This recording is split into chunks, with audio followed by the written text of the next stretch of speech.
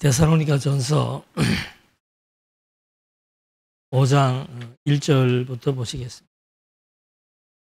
형제들아, 때와 시기에 관하여는 너희에게 쓸 것이 없음은 주의 날이 밤에 도둑같이 이룰 줄을 너희 자신이 자세히 알기 때문이라. 그들이 평안하다, 안전하다 할 그때에 임신한 여자에게 해산의 고통이 이름과 같이 멸망이 갑자기 그들에게 이르리니 결코 피하지 못하리라. 이제 처음 재림에 대한 내용으로 시작을 해서 전서의 마지막도 역시 재림과 관련된 내용으로 정리하고 있습니다. 그 이유는 초대교회가 피할 수 없는 이 환난, 이 환난이라는 것은 초대교회에 국한된 게 아니에요. 방금 기도할 때도 말씀드린 대로 이 세상이 종말을 구하는 그 시점까지 이 세계는 아담의 타락 이후로 사탄의 저주로 이미 다 덮여 있고 사탄의 지배 아래에 역사하고 있기 때문에 그 사탄의 세력과 반대되는 생각을 가지고 사람들에게는 모든 것이 다 고통으로 와닿을 수밖에 없습니다. 육체의 소욕대로 사는 사람들은 그 소욕을 이루기 위해서 열심을 내고 행복을 느끼며 사는 줄 모르지만 하나님의 백성은 하나님의 뜻을 추구하기 때문에 육체의 소욕과 상반된 가치가 확고하지 않으면 더욱더 고통이 수반되죠. 그래서 이 환난이라고 하는 것은 어떠한 육체적 고통이든 마음의 고통이든 고통이 동반된다고 하는 겁니다. 이런 배경 속에서 지금 데살로니가 교회의 문제는 뭔가 하면 재림에 대한 문제예요. 그러니까 그때나 지금이나 재림이 어떻게 임한다는 것, 어떤 방식으로 임한다는 건 똑같은 내용이에요. 근데 그 시대 사람들은 왜 재림에 대해서 이미 지나갔다라고 얘기하거나 아니면 지금 여기에 이미 재림의 시기가 왔다고 하거나 아니면은 막 임박하게 곧 재림할 것이라고 믿을 수밖에 없었는가? 그 직접적인 이유는 바로 뭔가 하면은 환난이에요. 예수님이 재림하실 날이 가까우면은 환난이 주어진다고 약속을 한 겁니다. 그러니까 이 환난이라고 하는 이것이 그 시대를 살아가는 사람들에게 아주 예수님이 오신다는 것에 대해서 간곡하게 정말 절실하게 예수님의 재림을 기다릴 수밖에 없는 거죠. 우리는 예수님이 재림하지 않더라도 도리어 재림을 무서워합니다. 왜? 지금 너무 편안하고 안정되고 좋으니까 행여 예수님이라도 재림해가지고 뭐 엄청난 재림 때에 또 극심한 환난이 주어질까 봐 두려워하는 상황일 수도 있습니다만은 그 초대교회 때는 이 환난이 너무도 극심하기 때문에 뭐 살아있는 게 아니죠. 이럴 바에는 정말 예수님이 하루라도 빨리 왔으면 좋겠다. 이것이 그 시대 사람들을 지배하고 있는 재림 사상이란 말이에요. 그래서 지금 당장 왔다면은 예수님이 재림을 같이 맞이해야 영광의 자리에 들어가게 되는데 만약에 미리 죽은 사람들은 어떻게 되는 것인가? 그런 걱정도 하게 되고. 왜? 예수님이 재림하실 때 그 환난을 견딘 사람들을 다 함께 천국에서 올라가 같이 이 잔치를 배설한다 그랬잖아요. 그러니까 그 당시에 없이 죽은 사람들은 어떻게 되느냐? 당연히 그런 문제가 대두될 수밖에 없고 지금 임한 것도 아니고 지나간 것도 아니라면은 임박했다라고 생각할 수밖에 없는 그런 상황들입니다. 그래서 오늘 그 제목을 재림의 시기를 알 수 없게 이렇게 사람들은 재림을 그들 신앙의 핵심으로 여기는 사람들에게 있어서 가장 알고 싶은 것이 뭔가 하면 언제 오느냐 이 말입니다. 우리는 재림은 우리하고 상관없다고 생각하잖아요. 그냥 하도 먼 오래전 얘기고 오랜 뒤에 있을 얘기니까 재림은 별로 관심이 없을 수 있습니다만은 이 당시 사람들 우리도 마찬가지예요. 정말 그리스도의 재림과 심판과 하나님 나라의 완성의 시점이 바로 그리스도의 강림으로부터 이제 확실하게 드러난다라고 믿게 되면은 하나님 나라를 소망하는 사람들, 하나님 나라를 꿈꾸는 사람들에게 있어서 가장 중요한 것은 재림일 수밖에 없고, 더 궁금한 것은 재림의 시기 언제일까? 궁금할 수밖에 없는 거죠. 이때는 뭐 예수님이 승천한 지 33년에 승천했으니까 불과 20-30년 지났을 때니까 곧 오실 것이다, 속히 오실 것이다, 거기에 대해서 집중할 수밖에 없었던 시간입니다. 그런데 성경은 왜 그 시기를 알 수 없게 했는가? 연이어서 같은 질문이에요. 또 한 가지의 질문은 알 수 없게 하신 것과 그 다음에 그 기간이, 이 기간이 뭐 한 100년 정도만 돼도 좋겠는데 이게 벌써 2000년이 지났고 앞으로도 뭐 1000년이 될지 2000년이 될지 알 수가 없는 일이란 말입니다. 근데 중요한 것은 시기를 알 수 없고, 두 번째는 그 기간이 너무 장구하다는 거죠.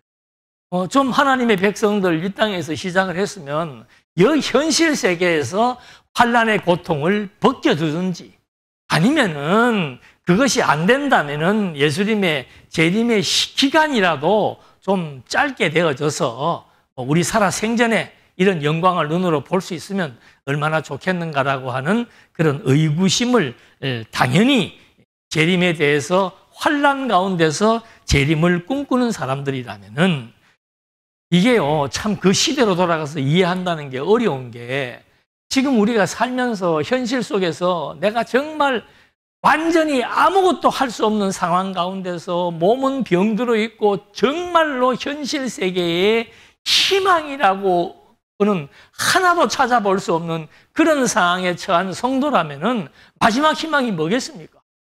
그래서 이 재림 또는 하나님 나라의 완성, 그것이 뭐 가장 고대하는 바입니다. 그러니까 만약에 그것까지 갈 것이 아니라면은 하나님 나를 어서 좀 빨리 데려가시옵소서. 왜 데려가라고 그러는 겁니다. 이 고통으로부터 탈피해서 영원한 하나님의 영광의 나라에 함께 누릴 수 있는 그 약속이 보장되어 있기 때문에 그리스도인들이 죽음에 대해 두려워하지 않고 마지막 재림을 갈망하는 이유도 최종적인 영광의 가치 때문에 그런 거라 이 말입니다.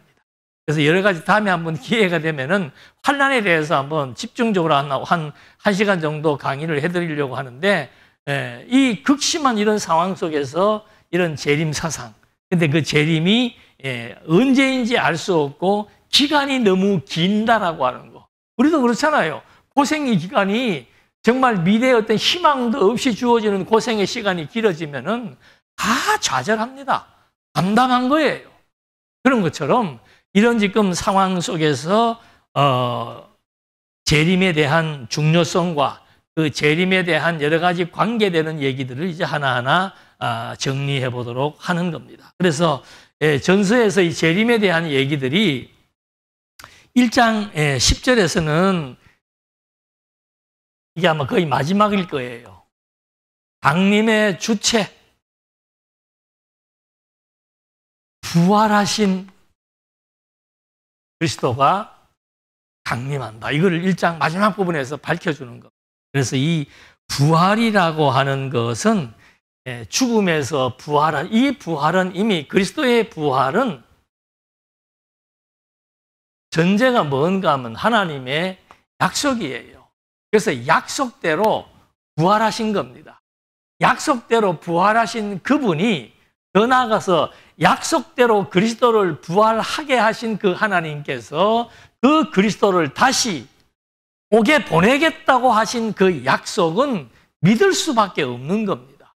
그래서 1장에서 강림의 주체를 설명을 할 때 그냥 예수님이 다시 오신다고 말하지 않고 죽음에서 부활하신 그리스도가 강림하신다고 1장 10절에서 말하고 있는 겁니다. 그래서 확신을 주기 위해서 1장 10절에 어떤 분이 강림하셨는가? 너희들 봤잖아. 그리스도의 부활, 불과 20-30년 전에 부활하신 그리스도, 그분이 다시 오신다는 것. 2장 19절에서는 이게 5장 각 장까지 다 나오는데 강림에 대한 영광에 동참한다는 말을 해줍니다. 첫째 1장에서는 부활하신 그리스도가 다시 오신다. 그러면 다시 오시는 그것이 우리하고 무슨 상관이 있는가? 그 영광에 우리가 동참할 수 있다. 그리스도가 강림한다라고 하는 것은 부활의 영광에 동참한다는 의미를 담고 있습니다. 그렇기 때문에 3장 13절에서 그 영광에 동참한다라고 하는 강림에 대한 확신으로 거룩한 생활을 독려하고 있는 것. 환난 때문에 좌절하거나 낙심하지 말고 그 환난을 극복하면서 거룩한 생활을 하도록 독려하는 거죠. 그 다음에 4장 16절, 17절에서는 강림에 대한 광경을 소개합니다. 하늘로부터 천사와 호령과 나팔 소리에 의해서 땅에 있던 환난을 겪고 있던 성도들이 하늘로 올려가는 이 상황을 설명하신 것은 그 강림이 실제적인 사건이다. 상징적인 게 아니고 실제로 죽음에서 부활하신 그리스도는 실제로 역사적으로 그대로 강림하신다는 그 실제 사건임을 여기에서 명시해 주는 겁니다. 그러면서 이제 오늘 5장 1절로부터 3절 초두에 바로 강림의 시기를 밝혀주고 있는 거예요.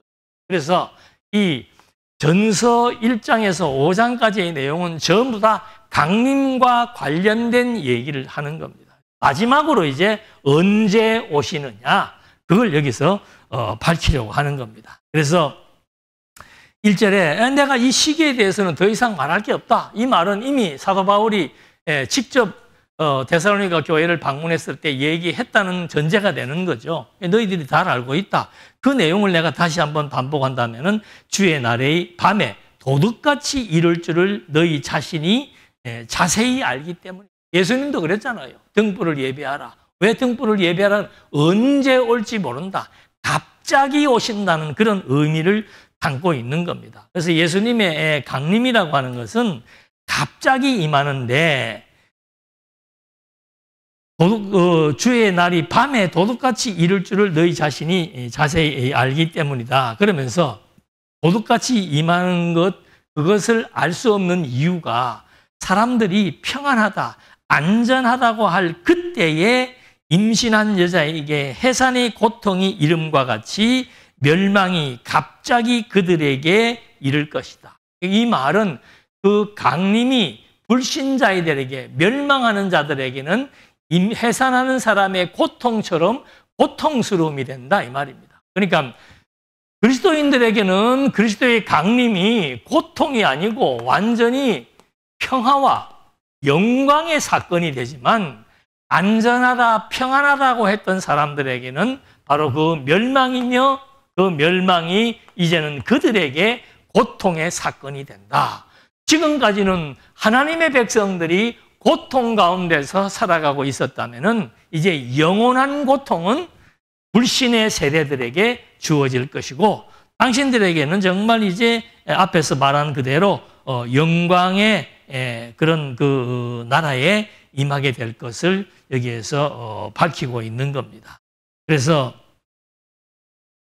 지금도 뭐 요즘 좀 덜합니다만은 길에 다니면 뭐 예수 예수 땅 불신 지옥 막 이런 얘기하면서 그 시대의 마지막 시대의 상황들을 얘기하는 사람들도 있었습니다만은, 지금 누가 다니면서 아무리 예수님이 강림한다, 당신들 믿지 않을 때 예수님이 강림한다면 당신들은 완전히 저주를 받을 것이다, 아무리 그런 얘기를 해줘도 여기 지금 말 그대로예요. 지금이 어떻다? 평안하다, 안전하다. 내가 왜 그런 거에서 내가 휘말리며 두려워할 필요가 뭐가 있냐? 나는 모든 것이 안전하고 평안하다라고 하는 그럴 때 강림한다. 그래서 예수님께서 이 과거의 노아의 시대에도 세상이 한번 멸망을 했지요. 물로 심판을 했지요. 그 물로 심판을 할 그때에 많은 사람들은 누구도 노아의 말을 믿지 않았습니다. 왜? 지금 현재 이렇게 평안하고 자유롭고 안정되고 좋은 이 상황에 무슨 멸망이 있냐 이 말입니다. 근데 요즘은 멸망 소리 하면 가능성이 있다고 사람들이 생각을 하죠. 도처에서 전쟁이 일어나고 뭐 이 천재지변, 이 말로 상상을 할 수가 없습니다. 그런 이제 앞으로 뭐 작년에 우리나라가 홍수가 심했다. 금년에는 괜찮겠지. 천만의 말씀이에요. 가면 갈수록 이제는 이 재앙, 물로 인한 재앙이 또 전쟁과 같은 불로 인한 재앙이 계속해서 더 확산되면 확산되고 확장되면 확장되지 그것이 자연적으로 줄어들지 않습니다. 뭐 제가 긴 이야기는 못 드리지만 얼뜻 한번 그 세계사 강의를 들어보니까 지구 북극의 60%가 다 빙산이 다 녹아버렸대요. 그것이 지금 이제 완전히 현재 우리가 살고 있는 이 기후의 변동을 일으키고 엄청나게 뭐 생전에 춥지 않았던 나라가 40도, 50도가 올라가기 시작을 하고 더운 나라가 갑자기 추위에 얼어 죽는 그런 변동. 우리나라도 지금 아열대 지역으로 변하는 이런 것들이 이제 종말에 대한 징조로서 우리는 이해할 수가 있는데 사람들은 그런 것을 그렇게 받아들이지 않는다. 그래서 그 예레미야 시대 때도 그럽니다. 예레미야가 예언을 합니다. 지금 당신들 이렇게 생활하면은 망한다. 우리나라 망한다. 어느 선지자가 나라 망한다는 말을 하고 싶겠습니까? 근데 사람들이 그 말을 믿지 않죠. 망한다는 소리를 믿지 않습니다. 지금 우리나라가 이렇게 튼튼한데 왜 우리나라가 망하느냐? 너 거짓 선지자다. 그때 거짓 선지자가 나타나서 망하지 않는다. 우리나라에는 예루살렘 성전이 있기 때문에 절대 망하지 않는다. 그러니까 예레미야가 뭐라고 그래요? 예루살렘 성전 무너질 것이다. 그래서 너희들은 반드시 70년 동안 포로 생활할 것이다. 안 믿어요. 그러니까 참 사람들이 현실에 안주하고자 하는 이런 본능 때문에 미래에 주어질 어떤 무시무시한 사건에 대해서 받아들이지 않는 것, 그런 것을 지금 사도 바울이 얘기하면서 너희들 종말의 시기에 대해서는 말할 것이 없다. 그 말은 반드시 임할 것이다. 그리고 그 시기는 알지 말라고 예수님께서도 얘기해 줬죠. 조금 더 읽고 얘기하겠습니다. 3절에 4절에 형제들아 너희는 어둠에 있지 아니하매 그날이 도둑같이 너희에게 임하지 못하리니 너희는 다 빛의 아들이요 낮의 아들이라 우리가 밤이나 어둠에 속하지 아니하나니. 그러니까 어둠의 아들들은 빛으로 임하시는 그리스도를 보지 못한다. 그러나 빛의 아들은 빛으로 임하시는 하나님의 아들 그리스도를 볼 수 있게 된다. 그러니까 너희는 빛의 자녀이니까 그리스도의 강림에 대해서 불안해하거나 염려할 것 없다. 당연히 그리스도의 강림을 알 수밖에 없다라고 하는 사실을 여기에서 밝혀주려고 하는 겁니다.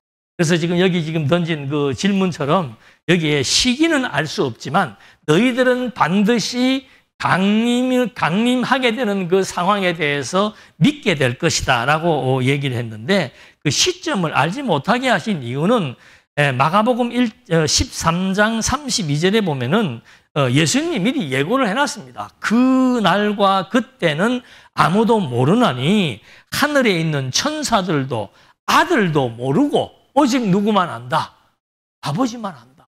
그러니까 이 시기를 모를 수밖에 없는 이유는 이것이 하나님의 절대 주권 사역이기 때문에 이 시기는 아무도 알 수 없도록 하나님이 해놓은 것이다. 그러니까 아무리 알려고 해도 설령 누가 그 시기를 말한다면 그거는 하나님의 주권에 도전하는 세력밖에 안 되는 거예요.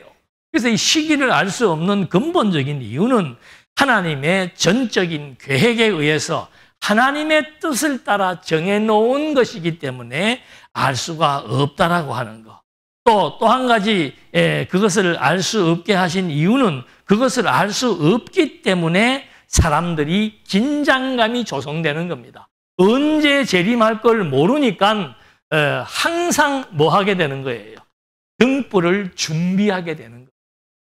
그래서 쉬지 않고 기도한다는 말의 의미도 그 어느 시점에 임할 것을 모르기 때문에 오신다는 것은 빛의 자녀이기 때문에 확실하게 믿고 있는데 그 시점을 모르니까 그 마지막 강림에 대해서 항상 소원하고 기대하고 기원할 수밖에 없다는 거죠. 왜? 그래서 여기에서 그 영광에 대한 가치를 얘기해 주었다 그랬잖아요. 예수님이 강림하실 때 그것이 성도들에게 어떠한 영광이 되느냐 그걸 설명했기 때문에 설령 내가 시점을 모르더라도 강림한다는 것은 빛의 자녀들이 확실하게 믿어지기 때문에 그 영광에 나를 늘 소원하며 기원하며 쉬지 않고 기도하게 되는 그런 원리로서 작용되는 것, 이것 때문에 재림의 시기를 알 수 없다라고 얘기한 거지요.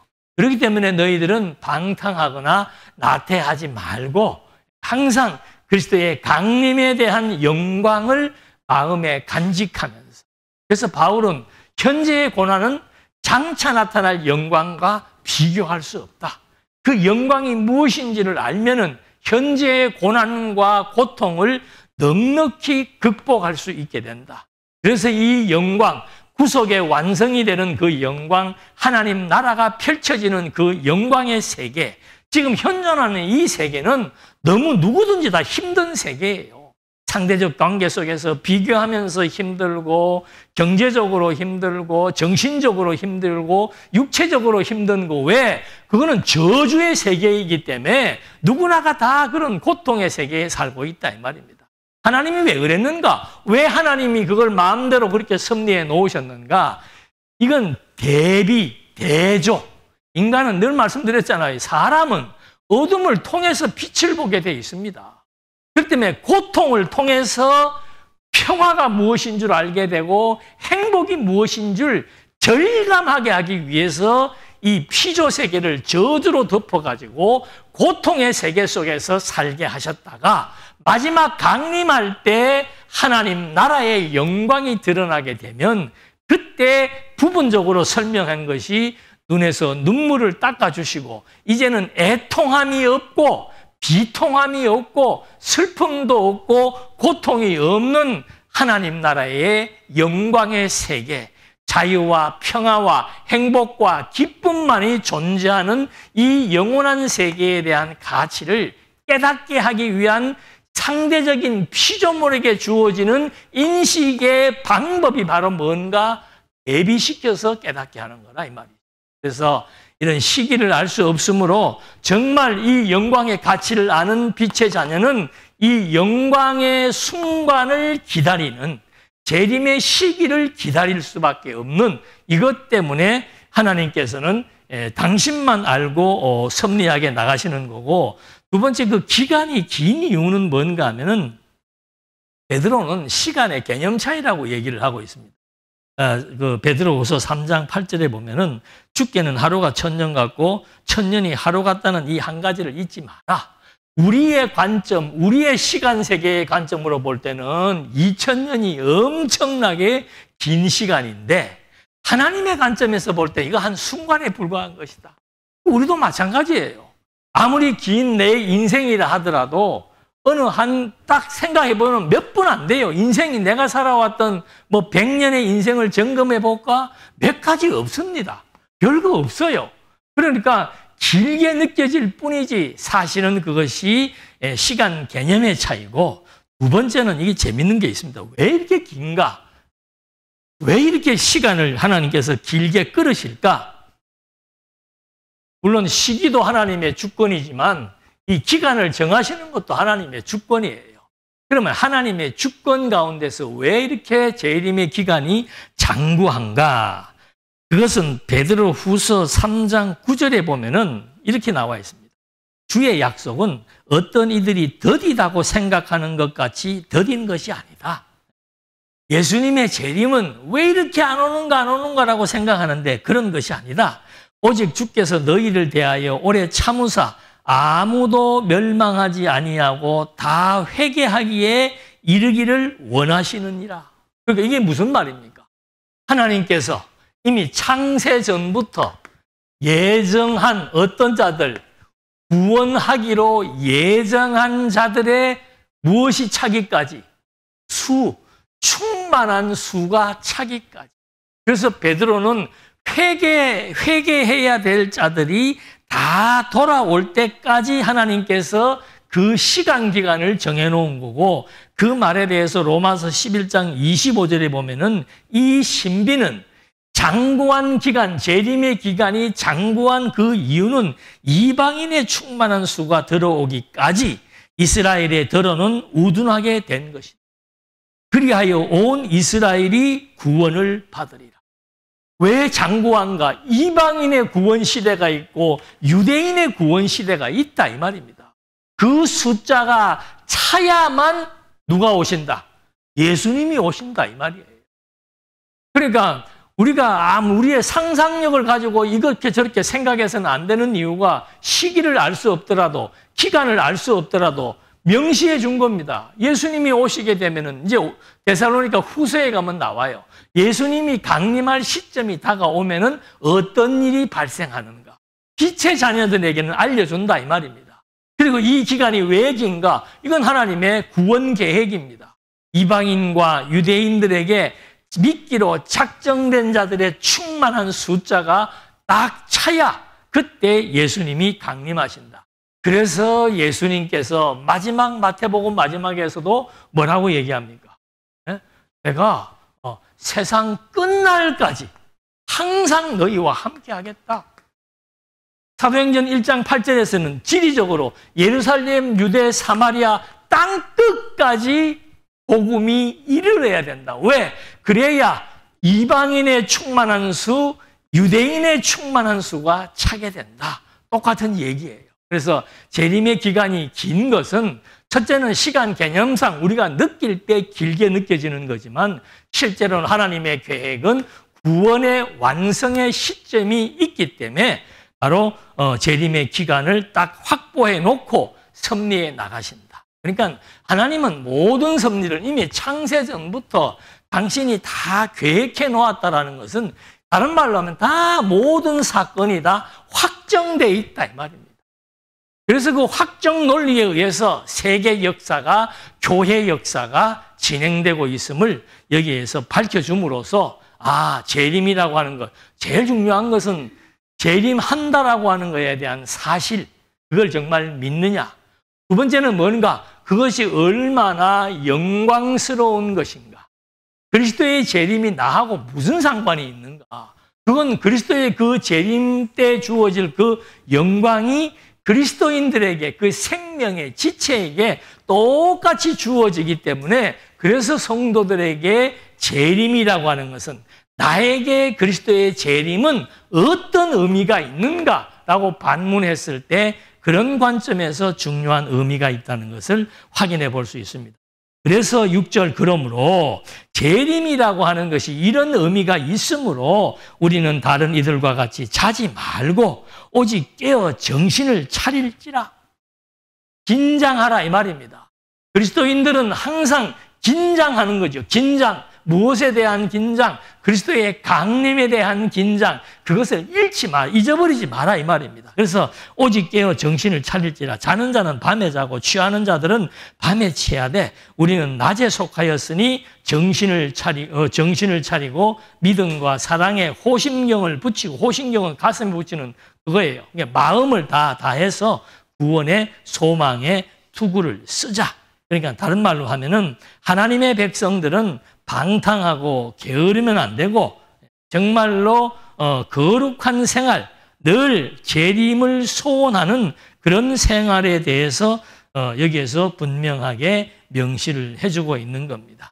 그렇기 때문에 그리스도에 대한 강림의 가치를 알았기 때문에 어느 시점이라고 하는 것, 그런 것을 정해놓지 않은 이유는 항상 그리스도의 영광의 강림에 우리 인생의 초점을 맞추게 하기 위해서 그렇게 했다는 말을 여기서 밝혀주고 있는 겁니다. 그러면서 9절 할 차례입니까? 하나님이 우리를 세우심은 노하심에 이르게 하심이 아니요 오직 우리 구주 예수 그리스도로 말미암아 구원을 받게 하심이라. 예수께서 우리를 위하여 죽으사 우리로 하여금 깨어있든지 자든지 자기와 함께 살게 하려 하셨느니라.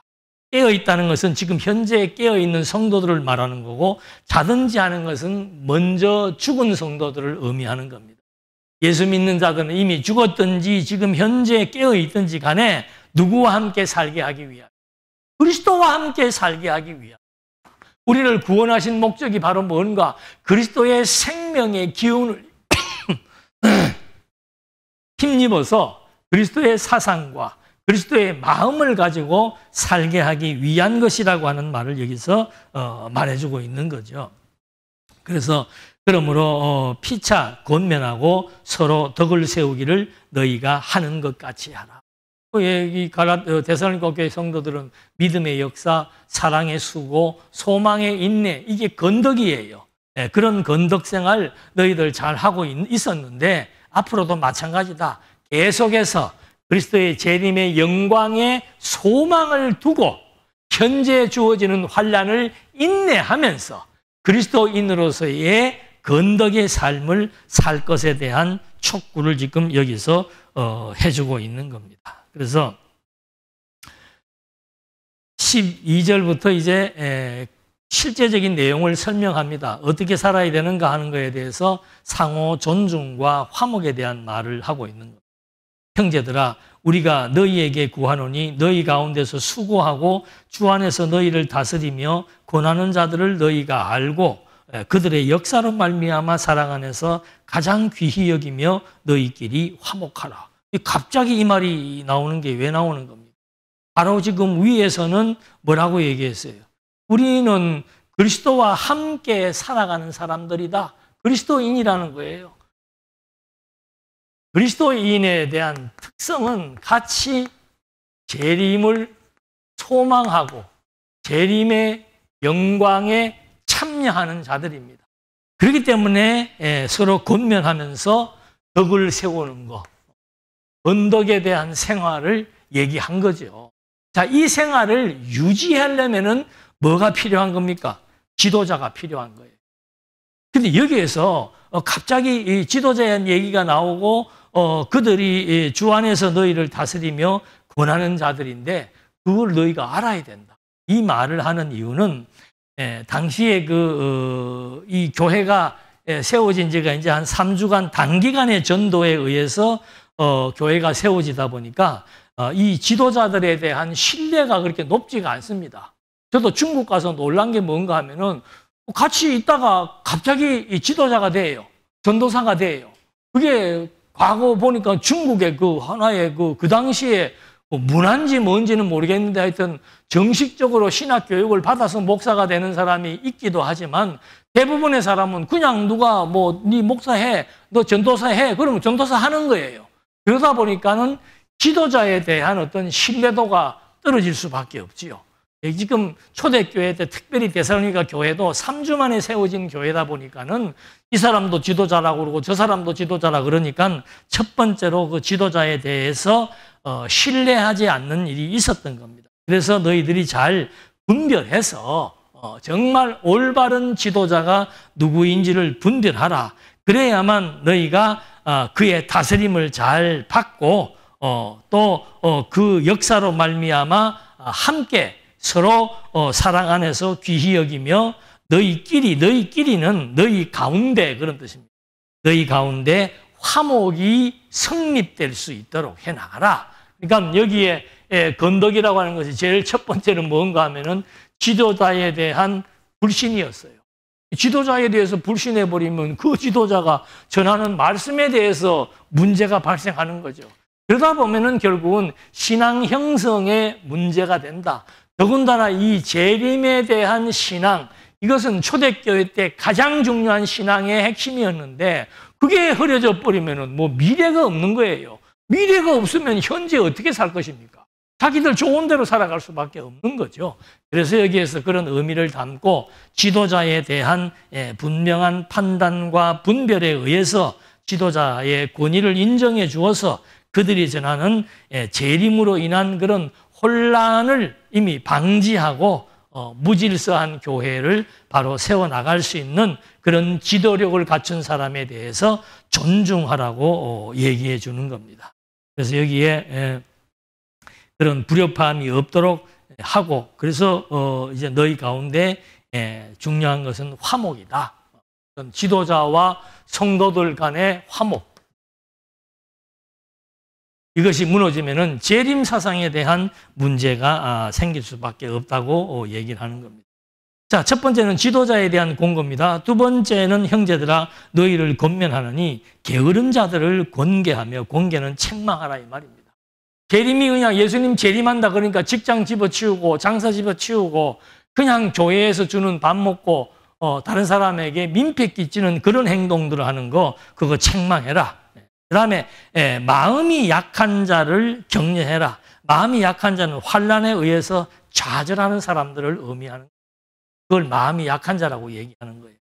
그다음에 세 번째는 힘이 없는 자들을 붙들어주며 힘이 없는 자, 이것도 역시 믿음이 약한 자, 시험에 잘 드는 자, 그래서 믿음을 성장시켜 나갈 수 있는 도움이 필요한 자, 그리고 모든 사람에게 오래 참으라.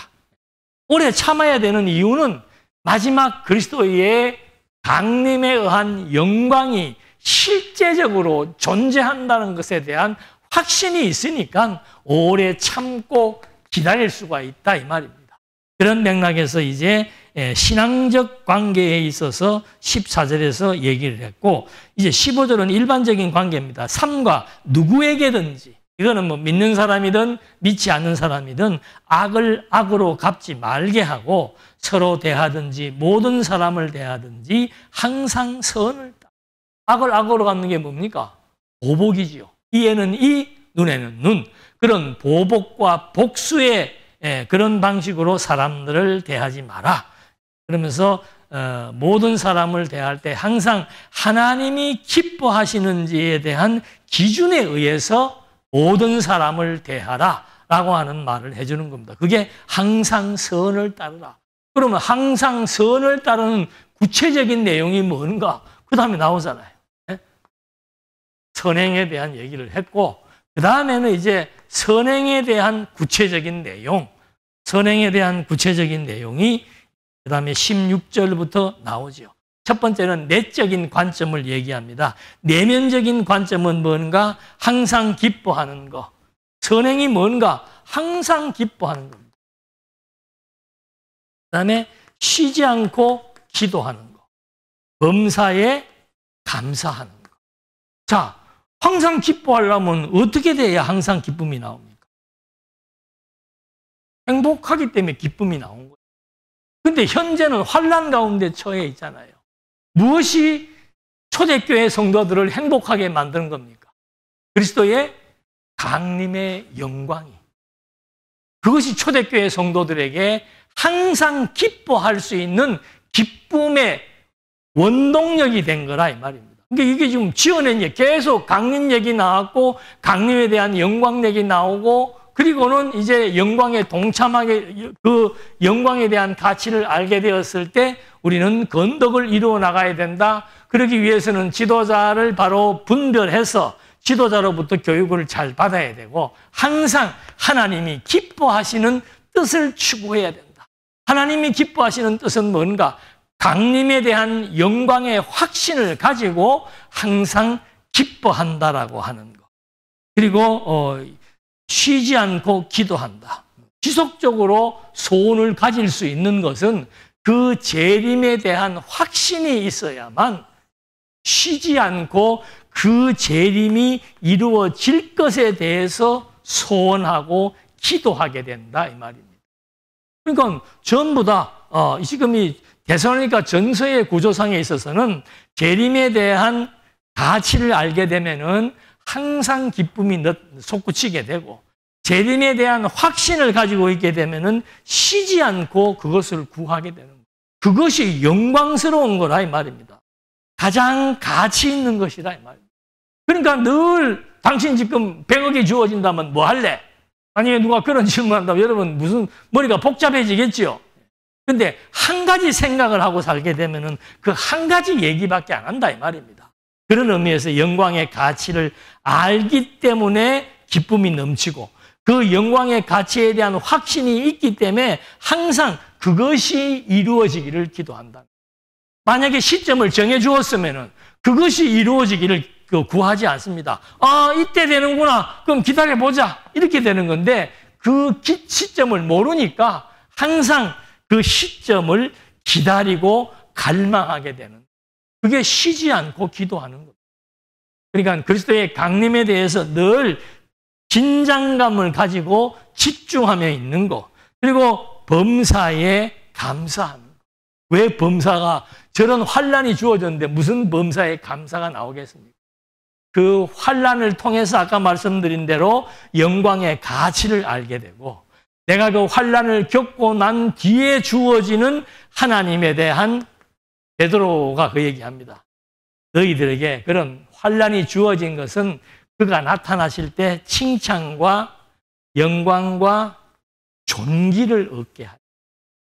환란 생활을 해야 그걸 잘 견뎠다고 칭찬할 거 아니에요. 그래서 이 땅에 살면서 너무 힘들고 어려워서 하나님이 나를 정말 사랑하시는지 아닌지, 존재하는지 아닌지, 정말 내가 이러고 살아야 되는지 이런 식의 절망적인 태도보다는 그리스도 강림에 대한 영광, 그 영광은 개인들에게 나중에 하나님께서 칭찬과 영광을 얻게 하고 영광의 자리에 앉게 하고 존귀한 자로 불러준다. 이게요, 아까도 말씀드렸지, 이 기간은 순간이에요. 순간. 영혼 안에서는 순간에 불과한 거라 이 말입니다. 정말로 존재론적으로 볼 때 가장 중요한 것은 영원한 겁니다. 영원한 거. 이 순간이 나에게 중요한 것이 아니고 이 영원한 세계에서 여기에서 심판과 저주를 받고 사느냐, 이 영원한 세계에서 영원히 영광과 칭찬과 존귀를 얻고 사느냐, 이것이 우리가 주목해야 될 이유는 뭔가? 현실은 잠깐이에요. 그러나 이 육신의 옷을 벗고 난 사후의 세계는 영원하기 때문에 여기에 대해서 중점적으로 바울이 지금 설명을 하고 있는 거예요. 베드로도 마찬가지고, 베드로도 지금 아시아에 흩어진 그 말 그대로 정말 노숙자 같은 그런 사람들에게 무슨 얘기, 환난 당한다고 노여워하지 마라, 그 소리 하는 겁니다. 조금만 기다려봐라, 잘 될 것이다가 아니에요. 환난 겪어라 이 말입니다. 그러니까 바울도 디모데에게 너 나처럼 고난 받으라고 얘기하잖아요.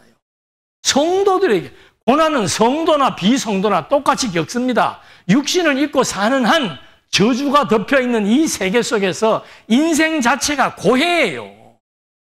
똑같이 겪는 고난인데 거기에 성도들에게는 가치 있는 고난이라고 규정을 해줬다는 것. 그것이 무엇이며 그것이 왜 가치로운지를 우리가 점점점 성경을 통해서 확인해 들어갈 때 정말 항상 기쁨이 넘치고 쉬지 않고 하나님의 약속을 기대하고 주어지는 범사 감사할 수 있다라고 하는 말을 해주면서 성령을 소멸치면, 이건 외적인 문제입니다. 외적으로 은사의 오남용으로 말미암아 은사 자체를 부정하려는 경향이 있은 거예요. 고린도 교회도 은사 때문에 얼마나 문제가 많고 교회가 시끄럽습니까? 데살로니가 교회도 마찬가지예요. 이 사람도 성령 받았다고 그러고 저 사람도 성령 받았다고 그러고 그리고 막 자기 마음대로 은사를 막 남용을 하니까 데살로니가 교회 성도들이 은사 자체를 부정하려고 하다 보니까는 성령에 대해서 부정적인 생각을 하고 있었다는 거죠. 그래서 성령을 소멸하지 마라. 은사를 잘 분별해서 은사 자체를 부정하지 말고 성령의 역사를 잘 분별을 하고 범사의 예언을 멸시하지 말고, 이것도 그때도 막 예언자들, 거짓 예언자들이 많이 나타났다고 그랬잖아요.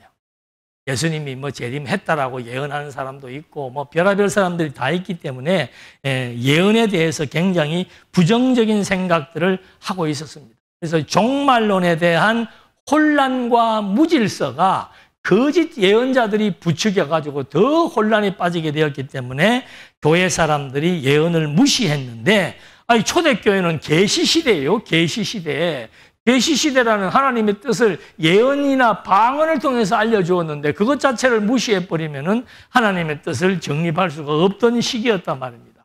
그래서 성령과 예언을 무시하지 말고 헤아려서 예언의 내용을 잘 분별해서 성령의 역사를 잘 분별해서 수용하라라고 당부를 하는 겁니다. 그러면서 범사에 헤아려 좋은 것을 취하고, 좋은 것은 하나님의 뜻에 합당한 거지요. 하나님의 뜻에 합당한 거, 그건 취하고 악은 어떤 모양이라도 버리라. 하나님의 뜻에 합당한 게 뭐라고 그랬습니까? 항상 기뻐하고 쉬지 말고 기도하고 범사에 감사하는 이 생활은 취하고 악한 생각, 인간의 자기중심적 육체의 소욕에 의해서 살아가는 어리석은 생각들은 취하지 말고 어떤 모양이라도 버리라. 그러면서 마지막으로 평강의 하나님이 친히 너희를 온전히 거룩하게 하시고 또 너희의 온 영과 혼과 몸이 우리 주 예수 그리스도께서 강림하실 때 흠없이 보존되기를 원하노라. 바울의 마지막 소원은 뭔가? 평강의 하나님. 왜 평강이란 말을 하는 겁니까? 환난의 반대 개념이 평강이에요. 지금은 환난 가운데 살고 있지만 평강을 주도해서 너희들에게 항상 기쁨과 항상 소원과 소망과 그리고 범사에 감사할 수 있는 그런 평강의 하나님이 그런 뜻입니다. 평강의 하나님이 친이라고 하는 것은 그분 자신이 직접, 즉 너희를 거룩하게 하시는 주체, 그분이 너희를 온전히 거룩하게 하시고 또 너희의 온 영과 혼과 몸이 우리 주 예수 그리스도로 강림하실 때에 흠없게 보존되기를 원합니다. 그러니까 자, 이 지금 이제 여기에서 그리스도의 부활 이후에 예수를 믿은 그런 사람들이 왜 거룩을 촉구하는가? 이건 뭐 구약에도 나오고 계속 신약에도 나오는 거죠. 하나님이 거룩하니까 너희도 거룩하다.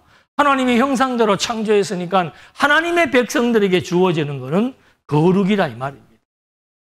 악의 모양을 버리고 하나님이 기뻐하심을 추구하는 여기에서의 거룩은 믿음의 역사, 사랑의 수고, 소망의 인내, 그리고 내적으로는 항상 기뻐하고 쉬지 않고 기도하고 범사에 감사하는 이것이 환난 가운데 주관해 나가실 평강의 하나님의 역사인 것을 여기서 말해주고 있는 겁니다. 그러면서 너희를 부르시는 이는 미쁘시니 그가 또한 이루시리라. 하나님은 신실, 믿을 만한 분이세요. 어떻게 믿는가? 그리스도의 부활, 하나님이 늘 창세 전부터 예언했던 그 예언대로 예수는 부활했고 그 부활하신 그리스도가 하신 약속의 말씀대로 복음이 땅끝까지 전파되어져서 교회가 세워지고 있고 그래서 반드시 오실 것이라고 하는 그러한 확신, 이것은 하나님의 작정 계획에 의해서 실행되는 것이기 때문에 그분은 미쁘신 분이기 때문에 언약을 하시면 반드시 그 언약을 이루시는 분이기 때문에 우리들에게 그 하나님의 평강의 하나님이 친히 우리를 거룩하게 하실 것이다. 그러면서 이제는 형제들아 우리를 위하여 기도하라. 기도를 부탁하는 이유는 뭡니까? 형제이기 때문에. 이 편지를 받는 사람들, 데살로니가 교회 성도들이 바울의 동역자이기 때문에 기도를 부탁을 하는 겁니다. 그리고는 거룩하게 입맞춤으로 모든 형제에게 문안하라. 이 문안이란 말뜻은 마라나타라고 하는 그 아람어의 용어를 쓴답니다. 문안할 때 마라나타. 그게 무슨 뜻인가? 주 예수여 오시옵소서. 인사가 주 예수여 오시옵소서. 50년대 전쟁이 지나고 난 다음에 사람들의 인사가 뭐라고 그랬대요? 안녕히 주무셨습니까? 별일 없습니까? 식사하셨습니까가 인사였던 것은 그 시대의 문화적인 배경이 주도했던 것처럼 지금 초대교회의 인사는 뭔가? 주 예수의 오시옵소서. 왜? 초림에 오셨다가 부활 승천하신 그 예수의 약속이 다시 오신다는 것이었고 그분이 오실 때 구속이 완성되고 하나님의 나라가 완성되어져서 영광의 역사가 이제는 온 환난 가운데 살아왔던 성도들에게 주어질 것이기 때문에 그들의 인사도 역시 문안인사, 위기적인 상황에서 정말 재림을 믿는 자들끼리의 문안인사는 정말 의미 있는 것이고 위로가 되는 것입니다. 그래서 거룩하게 입맞춤으로 모든 형제에게 문안하라. 내가 주를 힘입어 너희에게 명하노니. 지금까지 했던 권면의 내용은 내가 한 말이 아니고 그리스도를 힘입어서 한 말이니까 내 말의 신빙성을 가지고 진정성을 가지고 그 말입니다. 이 편지를 읽어주라.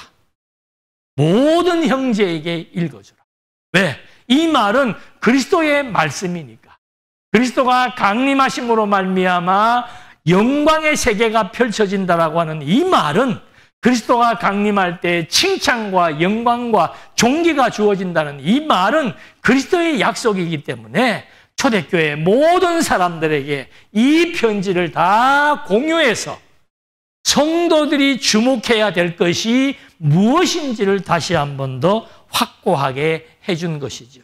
그래서 1장에서는 부활과 강림의 주체 그리스도를 설명했고 2장에서는 그 강림에 동참할 성도에 대해서 말해주었고 3장에서는 강림에 동참할 성도이기 때문에 거룩한 생활을 유지해야 될 것을 말해주었고 4장에서는 이제는 그 강림에 대한 시기에 대해서 정립을 해주어서 혼란으로부터 벗어나게 해주면서 이제는 나태하지 않고 거룩한 생활을 해나갈 수 있도록 촉구했고 마지막 오늘 해준 내용은 재림에 대한 가치, 그것이 아무도 알 수 없게 했던 그 기간이 길든 상관이 없다는 얘기예요. 왜?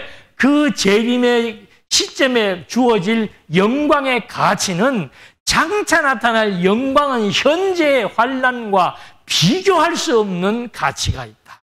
우리가 지금 늘 목놓아 기도하고 의지하고 있는 하나님이 이 재림의 시간에 우리 하나하나를 호명하면서 이 땅 위에 살아왔던 환난을 견디느라 고통스러웠던 모든 생에 대해서 하나님이 칭찬하고 영광의 자리에 앉히고 존귀하게 여겨준다는 그것이 내 인생의 마지막 종말이며 내 인생의 마지막 가치라고 하는 것을 오늘 전설을 통해서 정확하게 확인해 본 것입니다.